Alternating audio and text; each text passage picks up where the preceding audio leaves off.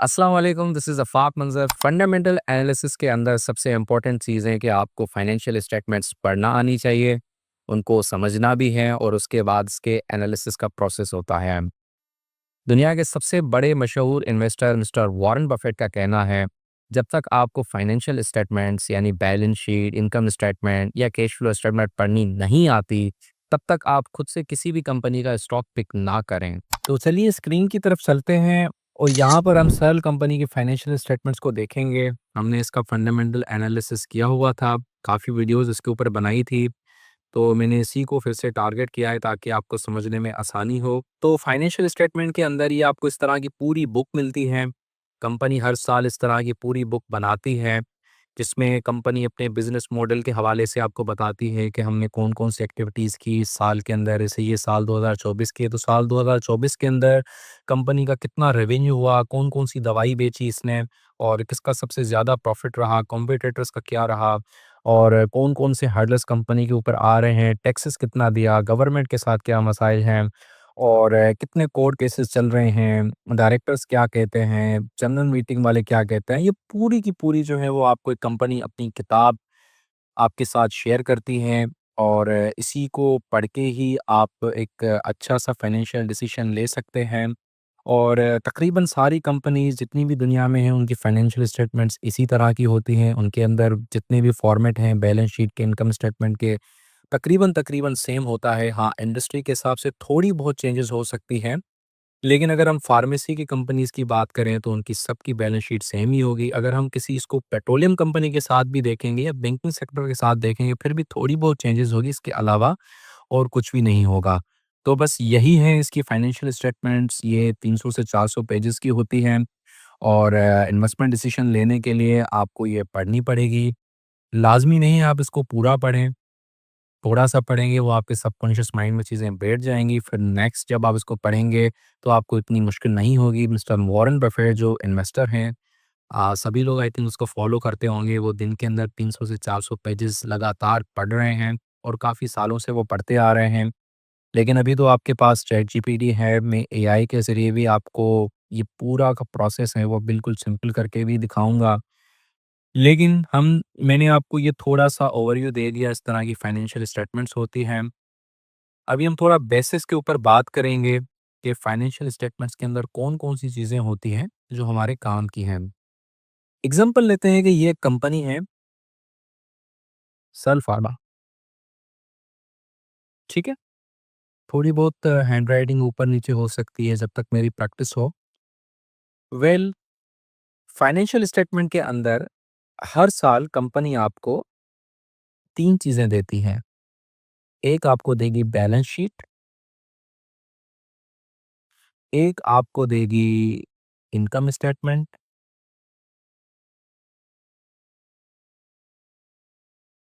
और एक तीसरी चीज़ आपको देती है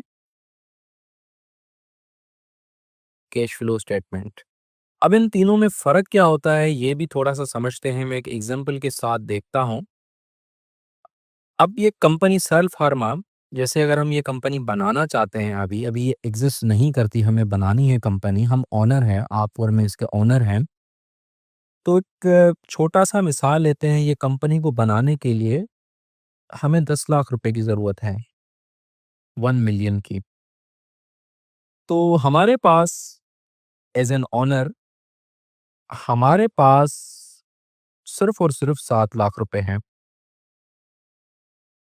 10 लाख रुपए क्यों चाहिए? क्योंकि इस कंपनी के लिए हमें ज़मीन लेनी है और मशीनरी लेनी है, जो दवाई बनाने में काम आएगी।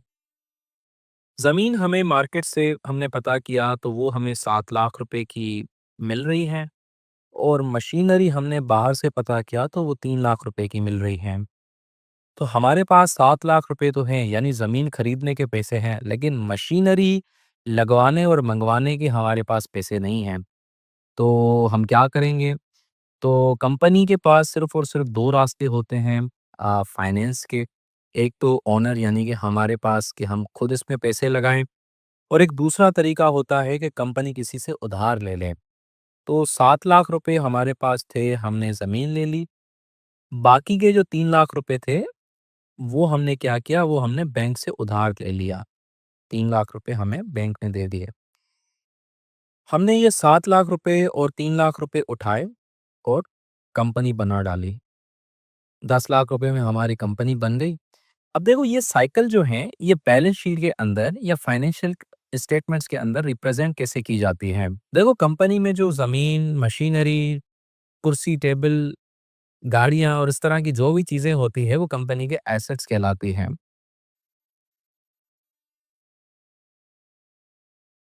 और कंपनी में इन एसेट्स को बनाने के लिए कितना पैसा कहाँ से आया है, वो भी लिखा जाता है। जैसे हमारे पास एसेट्स तो थे, लैंड कितने की थी? 7 लाख की। और मशीनरी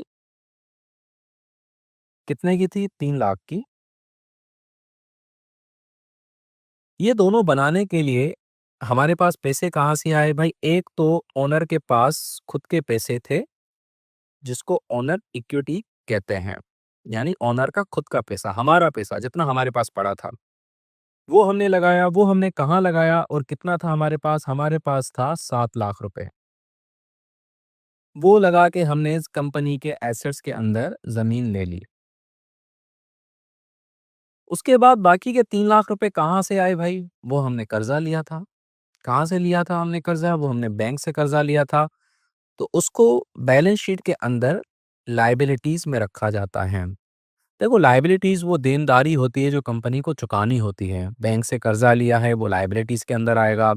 किसी सप्लायर से माल उधार पे लिया है, उसको ज़ाहिर-सी बात है पेमेंट करनी है, तो वो भी लायबिलिटीज़ में आएगा।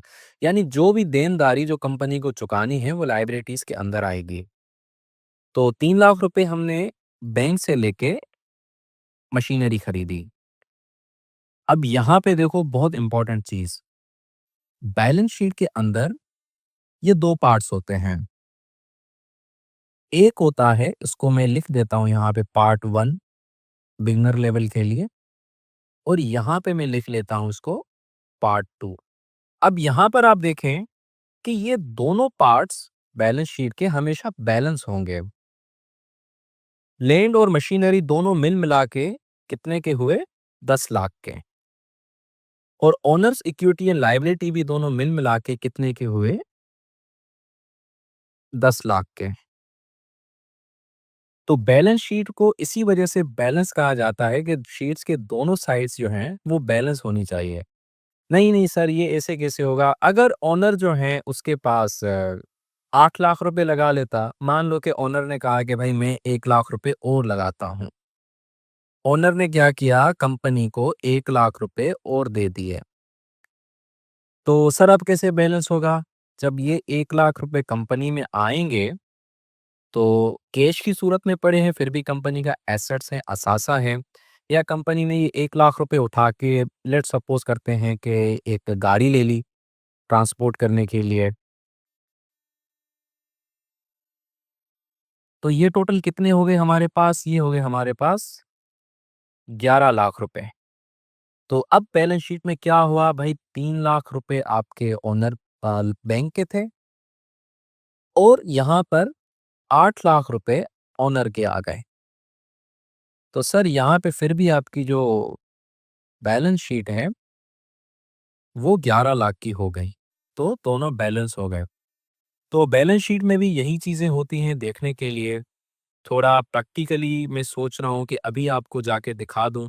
अब ये देखिए सल फार्मा की बैलेंस शीट है, और यहाँ पर मैं थोड़ा प्रैक्टिकली जो हमने अभी पढ़ा बेसिक लेवल पे, मैं थोड़ा इसको दिखाता हूँ कि बैलेंस शीट के अंदर ये कैसे रिप्रेजेंट किया जाता है। तो ये स्टेटमेंट बैलेंस शीट आपको एनुअल रिपोर्ट के अंदर ही मिलेगी। इसके अंदर बहुत सी चीज़ें होती हैं, हम सबके ऊपर बात करेंगे, जैसे ऑडिटर रिपोर्ट और भी बहुत सी चीज़ें होती हैं। तो यहाँ पर देखें, जैसे मैंने एसेट्स आपको कहा कि कंपनी में कितने असासे हैं, उसकी फैक्ट्री, उसकी मशीनरी, उसके एसेट्स, इन्वेस्टमेंट, ये सारी चीज़ें मिल मिला के एसेट्स बनते हैं। वो कंपनी के पास तकरीबन तकरीबन यहाँ पर अगर हम देखें, तो कंपनी के अगर हम यहाँ पे एसेट्स देखें, तो वो 6,356 करोड़ के हैं। और ज़ाहिर-सी बात है 6,356 करोड़ में से कंपनी के ओनर्स यानी शेयर होल्डर ने कितना पैसा लगाया है वो देखेंगे। तो 6,356 करोड़ में से तकरीबन 3,444 करोड़ रुपए शेयर होल्डर ने लगाए हैं और 2,911 करोड़ कंपनी के ऊपर लायबिलिटीज़ है। यानी कि कोई कर्जा वगैरह या हो सकता है कि किसी सप्लायर की पेमेंट है। वो यहाँ पे पूरी सारी चीज़ें मेंशन होती हैं, वो हम देख सकते हैं, लेकिन इनको डिटेल में पढ़ेंगे आहिस्ता-आहिस्ता। अभी हम बिगिनर लेवल पे स्टार्ट कर रहे हैं चीज़ों को। तो यहाँ पर बैलेंस शीट ये बस खाली एक ही पेज की शीट है, आप इतना सा समझें। तो यहाँ पर देखें टोटल एसेट्स कितने थे, 6,356 करोड़ और दूसरी साइड हमारी लायबिलिटीज़ और इक्विटी की मिला के 3,444 करोड़ और 2,911 करोड़ को अगर हम मिलाएं तो हमारे पास 6,356 करोड़ बनते हैं। तो ये दोनों साइड्स हमारी बैलेंस शीट की बैलेंस हो गई। और भी इसके अंदर बहुत सी चीज़ें हैं। वीडियो काफ़ी लंबी हो जाएगी, मैंने सोचा है कि एसेट्स के अंदर हम सारे हेड्स को पढ़ेंगे। क्या है property, plant, equipment, investment properties, right of use, asset, liabilities के अंदर पढ़ेंगे। लायबिलिटीज़ के अंदर डेट और बाकी चीज़ों को समझेंगे, ओनर इक्विटी को समझेंगे, लेकिन ये मैंने कल के लिए रखा है। आज मैं इसके नीचे ही थोड़ा-सा एक दूसरी मैंने स्टेटमेंट आपको बताई थी, इनकम स्टेटमेंट, जिसको प्रॉफिट एंड लॉस स्टेटमेंट भी कहते हैं। इसका भी थोड़ा मैं आपको ओवरव्यू दे देता हूँ बेसिक लेवल पे कि इसमें कौन-सी चीज़ें जो हैं वो देखी जाती हैं। अब देखो ये तीनों चीज़ें जैसे एसेट, लायबिलिटीज़ और ओनर इक्विटी मिलती है तो कंपनी तो बन गई। लेकिन कंपनी अब बनी, अब कंपनी ने कारोबार तो अभी तक नहीं किया। तो मानते हैं 10 लाख रुपए हमने लेके कंपनी तो बना दी और पूरा साल कंपनी से ज़ाहिर-सी बात है कारोबार किया होगा। तो 10 लाख के ऊपर कंपनी ने तकरीबन 3 लाख रुपए का रेवेन्यू जनरेट किया है, यानी पूरे साल में कारोबार किया है। अब 3 साल का रेवेन्यू जनरेट करने के लिए कंपनी का कुछ खर्चा भी किया होगा, जिसको हम एक्सपेंसेस कहते हैं। वो सपोज़ करते हैं कि 2 लाख रुपए का हुआ होगा।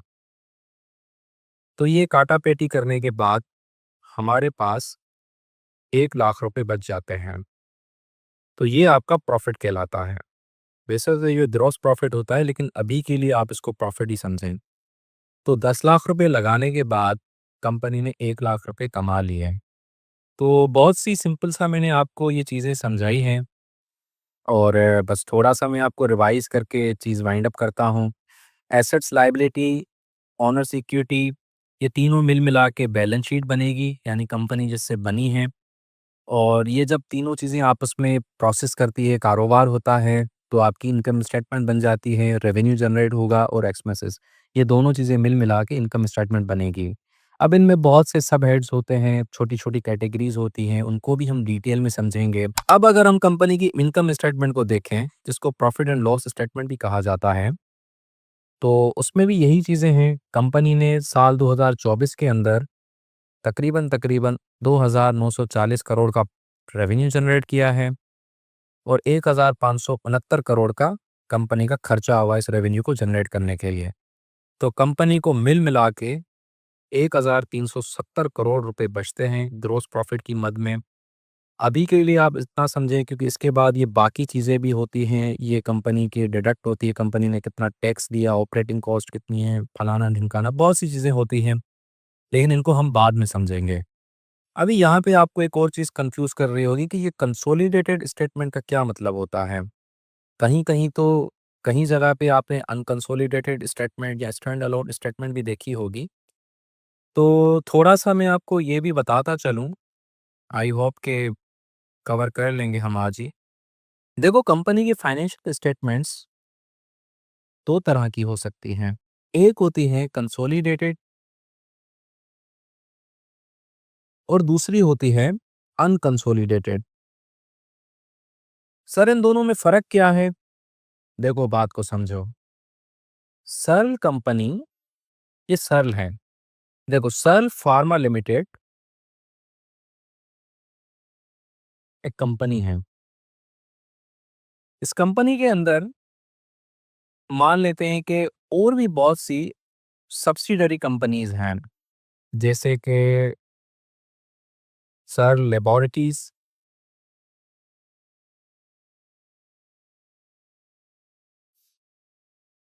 और भी मैं मिसाल ले लेता हूँ ऐसे ही सल रिटेल प्राइवेट लिमिटेड।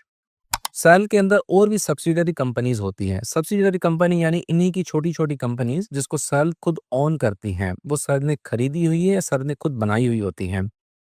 अब सपोज करते हैं कि सेल का खुद का बिज़नेस है दवाइयाँ बनाना, ना कि लैबोरेटरीज़ का खुद का बिज़नेस है, वो सेल लैबोरेटरीज़ देख रही है। तो सेल फार्मा जो कि 10 लाख रुपए की हमारी कंपनी थी, अगर आप चाहते हैं कि मुझे खाली इसके अकाउंट्स देखने हैं, तो आपको अनकंसोलिडेटेड स्टेटमेंट्स में दिखेंगे। यानी कि उसमें सल फार्मा लिमिटेड स्टैंड अलोन यानी सिर्फ वाहिद सल फार्मा कंपनी का बिजनेस, उससे रिलेटेड बातें और उससे रिलेटेड मगजमारी जो भी होगी वो आपको अनकंसोलिडेटेड स्टेटमेंट्स में देखने को मिलेगी। लेकिन आप चाहते हैं कि भाई ये दो कंपनीज सल लेबोरेटरीज और सल रिटेल प्राइवेट लिमिटेड, ये भी तो इसी की सब्सिडरीज कंपनीज हैं। यानी इनके ऊपर जो भी कर्जा होगा वो इसके ऊपर कर्जा आ जाएगा। ये जितना प्रॉफिट करेगी वो प्रॉफिट इसी में शुमार होगा। तो अगर आपको इस कंपनी सल फार्मा लिमिटेड के साथ इनकी सब्सिडरी कंपनीज का भी अकाउंट्स देखने हैं, यानी आप चाहते हैं कि वो इसमें एड और लेस होते हुए हमें नजर आए, तो आपको कंसोलिडेटेड स्टेटमेंट्स देखनी होंगी। जैसे कि मान लो कि सर लेबोरेटरीज का 5 लाख रुपए की ये कंपनीज है, तो ये यहाँ पे एड हो जाएंगे 5 लाख रुपए, तो ये बन गई 15 लाख रुपए की। और सेल रिटेल को भी अगर आप कुछ भी कर लें 1 लाख रुपए की करें, तो ये 16 लाख रुपए का आपको सेल फार्मा कंसोलिडेटेड अकाउंट्स में देखने को मिलेगा। सर हमें कौन सी देखनी चाहिए? मोस्ट उमूमन जो एनालिस्ट होते हैं वो कंसोलिडेटेड स्टेटमेंट्स और अनकंसोलिडेटेड दोनों देखते हैं। लेकिन बिगिनर लेवल के लिए लॉन्ग टर्म इन्वेस्टमेंट के लिए हम चाहते हैं कि आप कंसोलिडेटेड स्टेटमेंट्स को ही देखा करें। आपकी स्टॉक प्राइस जो है वो कंसोलिडेटेड स्टेटमेंट्स पे ज़्यादा डिपेंड करती है, ना कि स्टैंड अलोन पे। अगर आपको ये दोनों चीज़ें समझ में ना आई हो तो मैं एक छोटी सी मिसाल देता हूँ लकी सीमेंट की। लकी सीमेंट के अंदर बहुत सी कॉन्ग्लोमरेट कंपनी बन चुकी हैं, यानी खाली वो अब सीमेंट नहीं बेचती, वो सैमसंग मोबाइल भी असेंबल करती हैं, किया मोटर्स भी बेचती हैं और टेक्सटाइल कंपनीज़ के अंदर भी उनका काफ़ी अच्छा खासा रोल है। तो अगर आप लकी सीमेंट में इन्वेस्ट कर रहे हैं, तो इनडायरेक्टली आप सैमसंग मोबाइल की असेंबल वाले बिज़नेस में भी इन्वेस्टमेंट कर रहे हैं। आप उसके साथ-साथ किया मोटर्स में भी इन्वेस्ट कर रहे हैं। अब आप जब इन्वेस्टमेंट करने जा रहे हैं, अब आपके सामने जब जैसे ही लकी सीमेंट की एनुअल रिपोर्ट को आप देखेंगे, तो वहाँ पे आपको बैलेंस शीट को देखेंगे तो 2 बैलेंस शीट्स मिलेंगी, एक अनकंसोलिडेटेड और एक कंसोलिडेटेड। उसके अलावा अगर आप इनकम स्टेटमेंट को भी देखेंगे तो आपको 2 तरह की इनकम स्टेटमेंट मिलेगी। एक होगी अनकंसोलिडेटेड और एक होगी कंसोलिडेटेड। तो अनकंसोलिडेटेड यानी स्टैंड अलोन में सिर्फ और सिर्फ लकी सीमेंट का बिजनेस की बातें होगी कि भाई हमने सीमेंट कितना बेचा और हमें नुकसान कितना हुआ, फायदा कितना हुआ, सारी बातें सीमेंट से रिलेटेड होगी और कुछ भी नहीं होगा।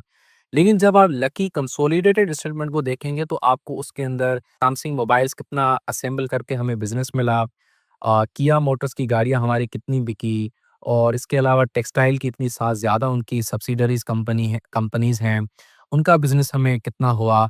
तो वो पूरा का पूरा जो आपको बिज़नेस है, वो आपको लकी कंसोलिडेटेड स्टेटमेंट्स में मिलेगा। याद रहे बैलेंस शीट को फाइनेंशियल पोजीशन भी कहा जाता है और इनकम स्टेटमेंट को statement of profit and loss और पी-एन-एल भी कहा जाता है। आई होप कि इसमें आपको कोई भी कन्फ्यूजन नहीं हुई होगी। तो ये आपने देखे consolidated statements profit and loss, यानी इसके अंदर जितनी भी साल की सब्सिडरीज कंपनीज हैं उनके भी अकाउंट्स इसमें ऐड और लेस हो चुके हैं। आप चाहते हैं कि मुझे खाली सेल का बिजनेस देखना है, सेल फार्मा का खाली देखना है, उसको देखने के लिए आप थोड़ा सा कंपनी के ऊपर जाएंगे तो आपको कंपनी के अनकंसोलिडेटेड स्टेटमेंट्स भी देखने को मिलेंगी। तो यहाँ पर अगर आप देखें तो कंपनी की unconsolidated statement of financial position भी आपको देखने को मिलेगी। तो ये भी आप देख सकते हैं, बैलेंस शीट है कंपनी की और इसके अलावा कंपनी का प्रॉफिट एंड लॉस स्टेटमेंट। तो बस आज के लिए इतना ही। इंशाल्लाह कल हम बैलेंस शीट या इनकम स्टेटमेंट के इन सारे के सारे हेड्स के ऊपर बात करेंगे। ये प्रॉपर्टी, प्लांट, इक्विपमेंट क्या है, एसेट्स के थोड़ा डीप में समझेंगे, इन्वेंटरीज के बारे में, करंट एसेट, लायबिलिटीज़, इक्विटी, ये बहुत सी चीज़ें हैं। ये पूरा का पूरा बुक है जो मैं चाहता हूँ कि आपको बहुत ईज़ी तरीके से समझाऊँ ताकि आपको फंडामेंटल एनालिसिस करने में या कंपनी का बिज़नेस मॉडल समझने में थोड़ा-सा आसानी हो। तो बस आज के लिए इतना ही। दिस इज़ अफ़ाक मंज़र, मिलते हैं अगली वीडियो में, तब तक के लिए अल्लाह हाफ़िज़।